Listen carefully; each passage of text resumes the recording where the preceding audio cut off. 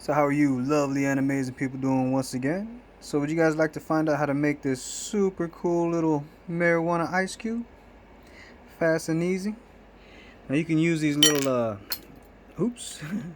You can use these little ice cubes for drinks to put inside your pots if you guys want to fucking turn your weed purple. They're super awesome. Super fucking convenient little fucking ice cubes. Now honestly, this is the only fucking ice cubes that I use for my drinks, baby.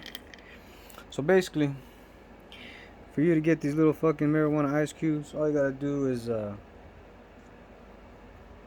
buy this mofo right here from Amazon. It's a little ice cube mold for marijuana leaves. I'll go ahead and leave a description in the fucking link in the description to Amazon to where to buy these.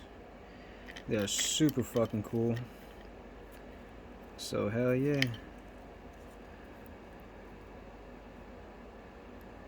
You guys have a beautiful fucking day. GG, GG. Okay. GG, GG.